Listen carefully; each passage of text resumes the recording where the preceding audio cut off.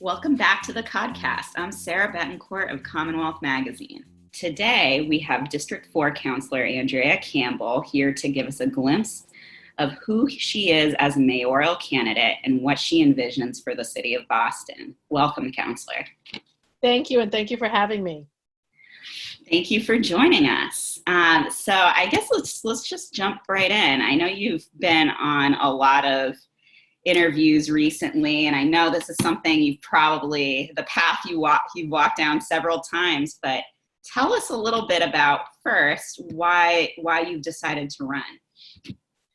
So first of all, thank you for having me and giving me the platform. I pray on everything. I don't hide my faith with respect to how that informs my decision making, particularly when you take on big decisions. So I prayed a lot. I, of course, talked to my family and constituents, but decided ultimately to jump in because I think we are in a unique moment in this country, in this city, where we're talking about race and racism, systemic inequities. People, of course, are emailing, marching in the streets, demanding change. And I think Boston needs new leadership that not only understands what they're talking about, especially the systemic inequities, but has lived them. And I'm running for mayor to be that leader. And I will tell you, I want to be extremely intentional about bringing folks in this city together across every neighborhood to confront our own painful history of racism and division, to eradicate inequities, and of course, to ensure that Boston finally is a city that works for everyone. So let's just start with your background. Are you originally from the city of Boston? Tell us about your life right up to when you were elected. Yeah, so I'm born and raised in the city of Boston. I proudly say I'm a public school kid, so I went to 5 Boston public schools. Wow. From pre-K all the way to the 12th grade, including Boston Latin School. I left Latin and I went to Princeton University and then UCLA for law school. And I came back and I started my legal career in Roxbury, representing students and their parents in education cases, usually special needs cases or school discipline cases. I represented our most vulnerable because we provided a free legal service. The families usually came from Mattapan, Dorchester, or Roxbury. I ultimately went into state government and I worked as an attorney for Governor Patrick, but ultimately decided to run for office after losing my twin brother, Andre, who I talk a lot about because frankly, his story would not be told if I wasn't blessed to have this platform. Instead of him graduating from a BPS high school and going off and reaching his God-given potential and accomplishing his dreams that he had for himself, he cycled in and out of the criminal justice system and passed away while in the custody of the Department of Correction, which oversees our prisons here in Massachusetts. And he was in custody for 2 years awaiting trial as a pretrial detainee. He had a disease called scleroderma, and as a result of receiving inadequate health care, passed away while in that system. And so I asked one question when I originally ran for office, which is how do 2 twins born and raised in this city have such different life outcomes? And it is a question that will absolutely continue to inform the work in this mayoral run. I've always looked at systems that perpetuate inequities or that don't show up fairly and equitably for every resident in the city of Boston. Education is a big system that failed him, along with our criminal justice system and so many others. And so many of the issues I'll talk about connect to my lived experience. And so I'm looking forward, of course, to sharing my story with many folks across the city. And I'll just add, Sarah, I know you care deeply about many issues, including criminal justice reform. My whole life has been connected in some way to incarceration in the criminal justice system. You know, both my biological parents are deceased. My mom died when I was very young. When I was a baby, going to visit my father who was incarcerated. And my father was incarcerated for the first 8 years of my life. So clearly was absent until he came back in our lives when I was 8 years old. And then he would suddenly pass away. So this will be, there'll be a lot of conversations with respect to criminal justice reform as well. Yeah, let's jump back a little bit. You definitely answered several of my questions in that response. Just going back to your background growing up in Boston, can you talk a little bit about your life? I know you mentioned that your mother died at a very young age and that your father was in the criminal justice system when you were very young. what was it like growing up for you at that period? And I guess I know you talk about your path with your twin brother and sort of having different trajectories. How did growing up in the city sort of play out for you? Yeah, no, I often say, but for the grace of God in the city of Boston, I wouldn't be where I am, and I probably wouldn't be on your platform talking about a mayoral run. We grew up poor and required a lot of assistance, but I also had a lot, right? So I went to schools from pre-K to 12th grade that were all deemed excellent. I had access to programming, whether it was the Girl Scouts that brought me to New Hampshire and surrounding communities. I had access to programs like ABCD, PIC, that got me jobs when I was really young, that took me out of my neighborhood into downtown communities that I probably wouldn't have been exposed to but for the schools I went to and these programs. I also had a lot of mentors, right? A lot of folks who came into my life through whether it's the foster care system. So for a moment of time, we were in that system because my grandmother struggled with alcoholism when we were living with her. Some of those folks that I engaged with as a young girl are still in my life to this day. So I look at all of the opportunities, all of the folks who came into my life, and I ask, why can't we reshape systems in such a way that residents, particularly our young people, don't have to either deal with poverty, violence, incarceration. And if they do, because I don't think any elected is going to eradicate poverty overnight, how do we put systems and opportunities in place to give them what they need to be successful in reaching what they dream of for themselves? And so I care deeply about young people in particular because of what I had in the city.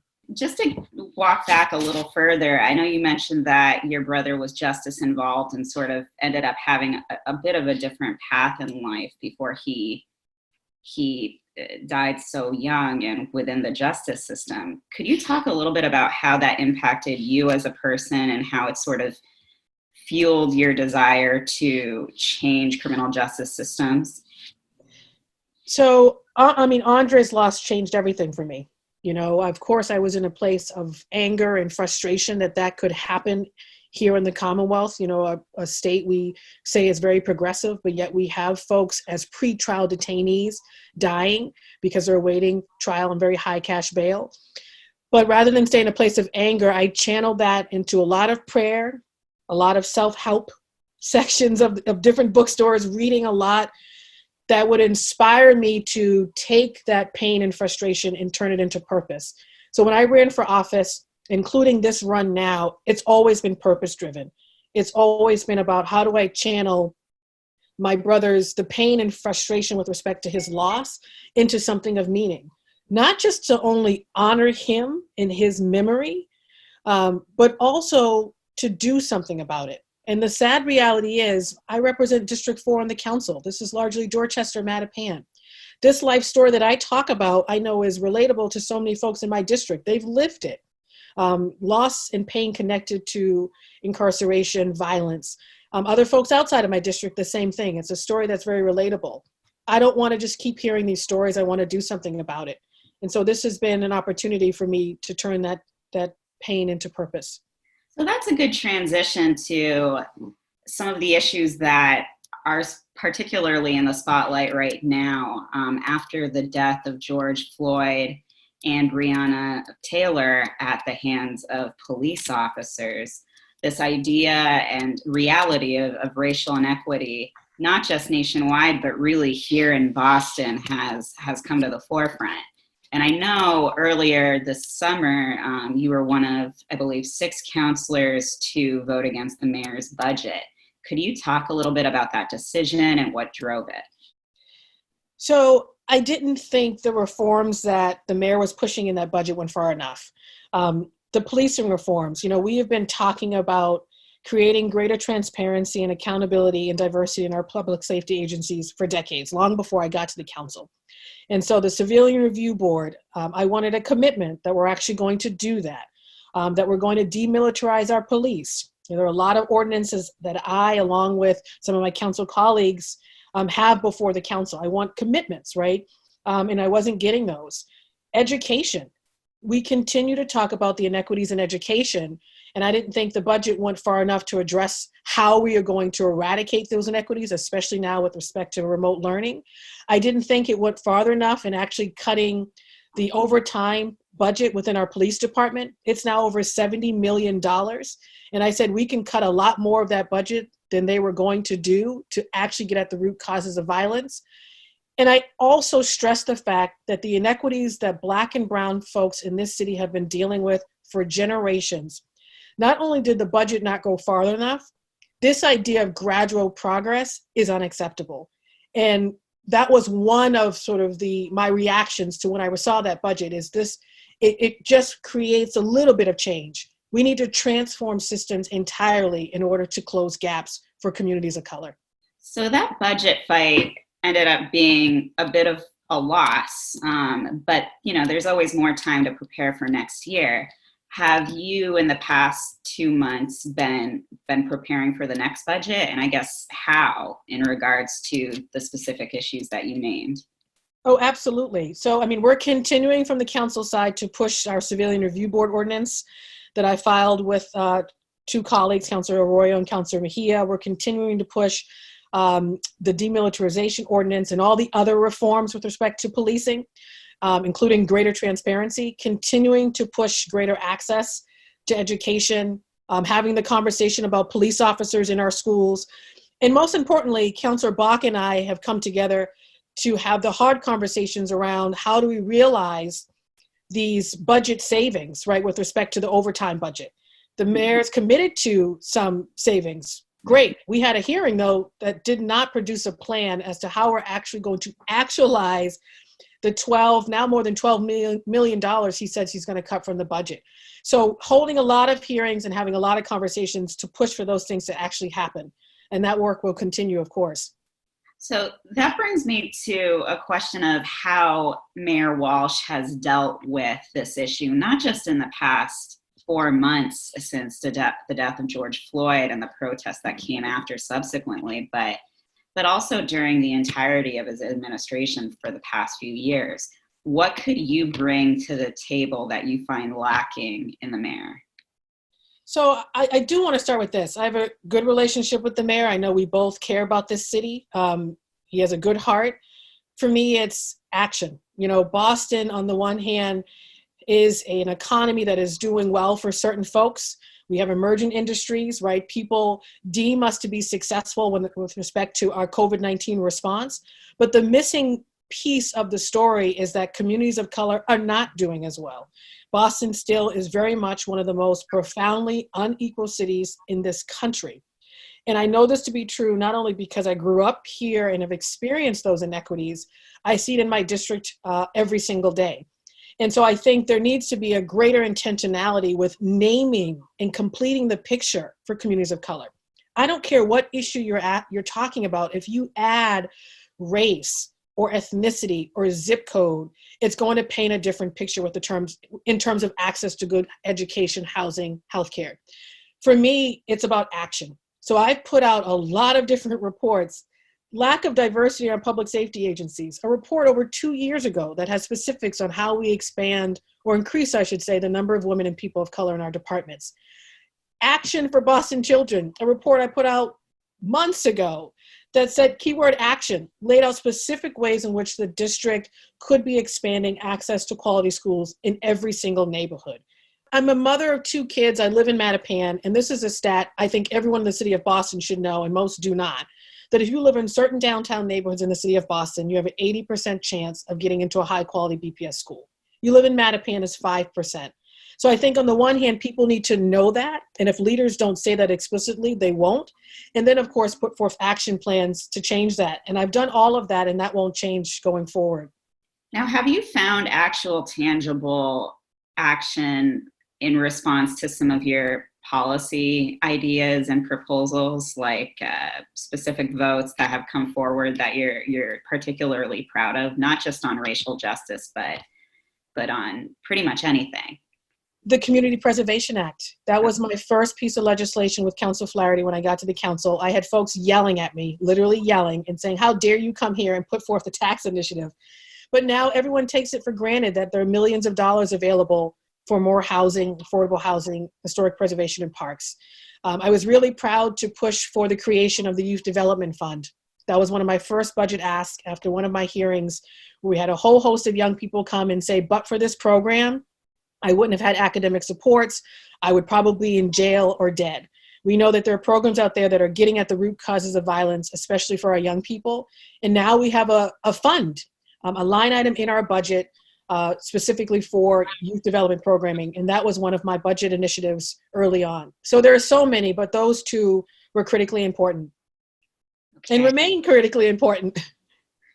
So there's a lot of discussion about making Boston a good place for everyone. And that seemed to be a theme in your video that was released, what was it, a week ago now? And also just generally in your campaign platform for racial equity. What does power look like in Boston right now? And do people have equal access to that power? How would you change it? First of all, thank you for that question. No, they do not have equal access to that power. But I want to start with, I remind my residents, particularly residents of color in my district every day, and especially young people who are grappling with the inequities, they're living it, right? As they try to reach their dreams. The power lies with them. So no one can give them power or take it away. It's within us. And I think we have to remind folks in this moment in time that folks are special and that their power is within them to transform many things. But there is a responsibility that government plays in ensuring that every person who lives in our city has the same level of access to the opportunities that government is giving out to residents. And the sad part is that is not the reality.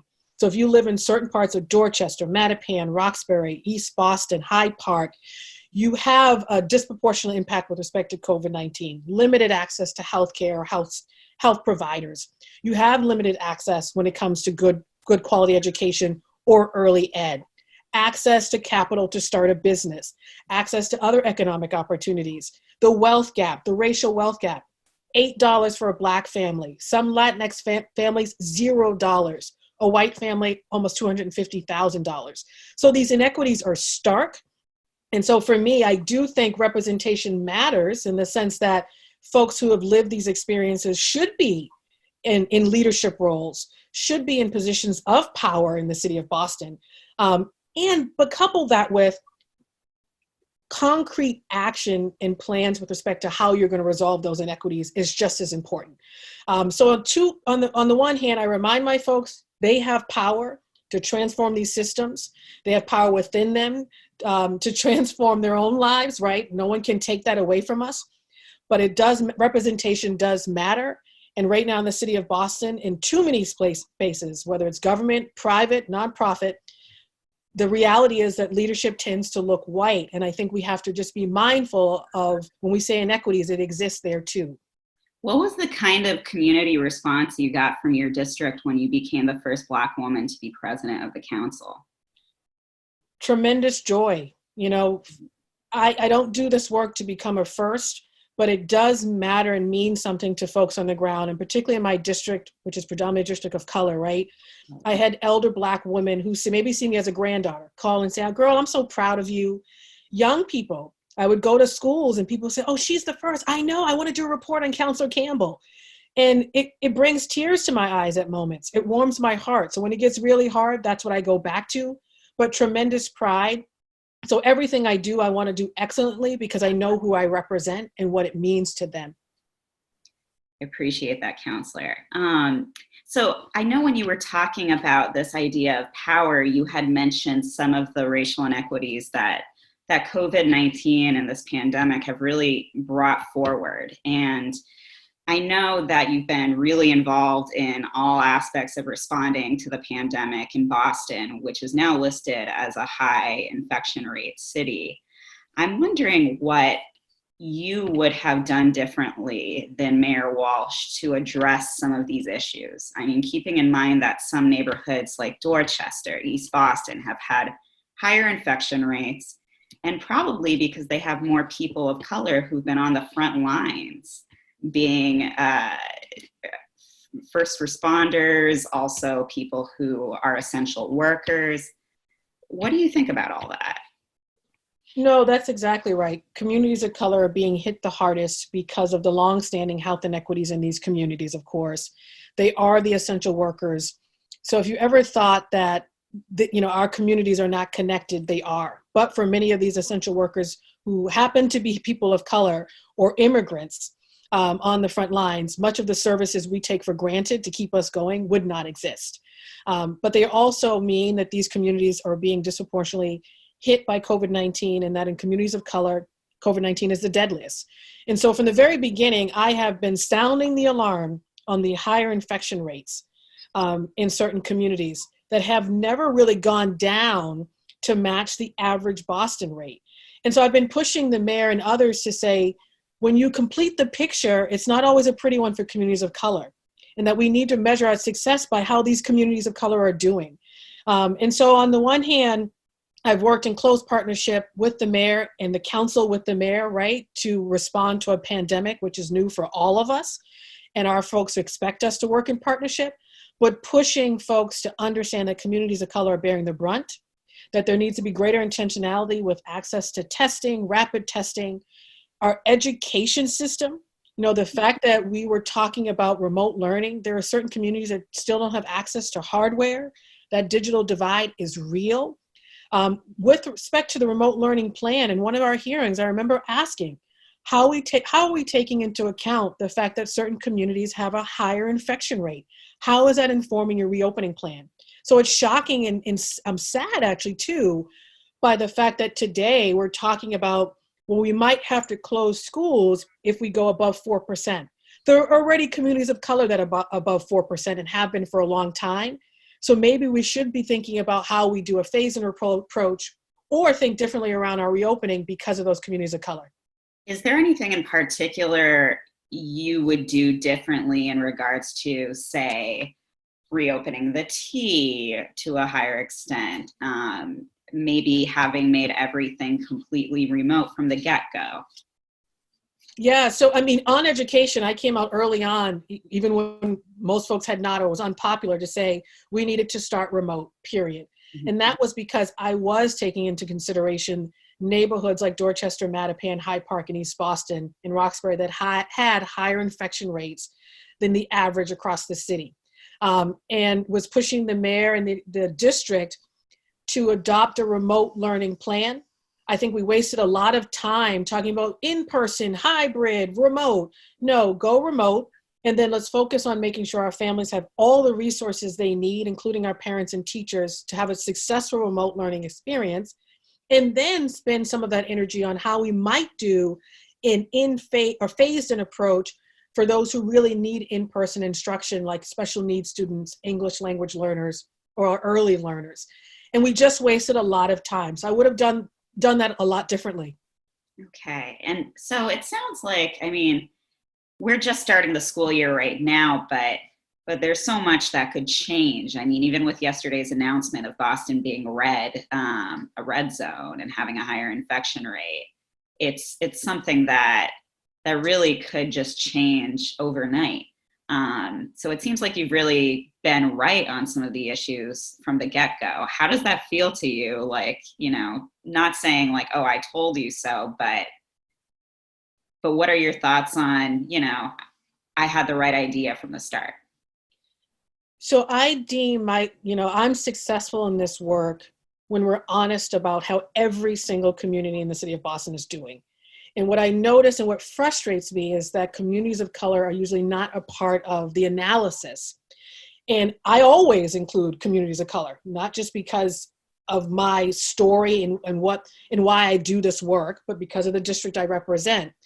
And I can't be successful if those communities of color are not doing well. So I think I have had some frustration because I think there are many who do not intentionally include communities of color in the equation.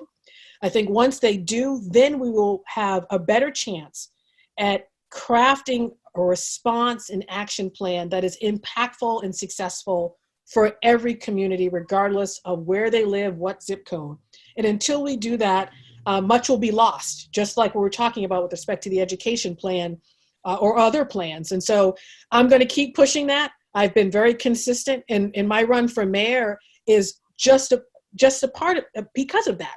I'm not seeing enough of that intentionality with respect to communities of color. Thank you, Counselor. So I know we're a little short on time, but I know I'd be remiss if I didn't ask this. Your fellow City Councilor, Michelle Wu, announced her candidacy recently, and you both have very progressive backgrounds. You're both women in your 30s. Young and fabulous, as I often say. Yeah, right. That's awesome. What makes you different from Councilor Wu, and why should how would you even tell people what your main differences are when they're considering their vote? So I want to say, I have tremendous respect for Councilor Wu. We have worked in partnership on the council for years, and we're going to continue that as council colleagues. For me, this race is about the people of Boston, and I'm running to confront systems of inequity, whether in education, racial equity, criminal justice, youth development, all issues I've focused on as a counselor, but all of them come out of my experience of growing up in the city and seeing those inequities play out, or most importantly, seeing systems like our Boston Public Schools and other systems not work for other young people, including my own twin brother. So there's a difference in story, issue focus, and experience in what I bring to the race. And I know Mayor Walsh hasn't officially declared, even though I do believe in a Boston Herald interview, he sort of said something about the next 4 years. So it was sort of implied that he's running for a third term. But what are your thoughts on Mayor Walsh? He has said multiple times over the past few years that he wants to see a more inclusive Boston that sort of reflects its people. And you and Councilor Wu are women of color. And of course, Boston is a minority city, as some people call it. Do you think that it would be a good idea, or even him sort of fulfilling this legacy of wanting Boston to be equal, to just like decide not to run at all? Well, I mean, that's up to him, right? That's a very personal decision. But what I will say is, as people are demanding change, they're also demanding change in leadership in every institution to say it needs to be more diverse and reflective of community, and that representation matters. I truly believe that as well. And I know I bring a different story background that is not only connected to the inequities we talk about, to race and racism, but I understand it, I lived it, and now I want to do something about it. And that's a stark difference between the two of us. All right, guys, so we have to wrap things up. I'd like to thank Boston City Councilor Andrea Campbell for joining us today and taking the time to speak with all of us. Thank you so much, Sarah. To our listeners, this has been another episode of the Codcast. I'm Sarah Betancourt of Commonwealth Magazine. Thanks everyone for listening, and we'll see you next week.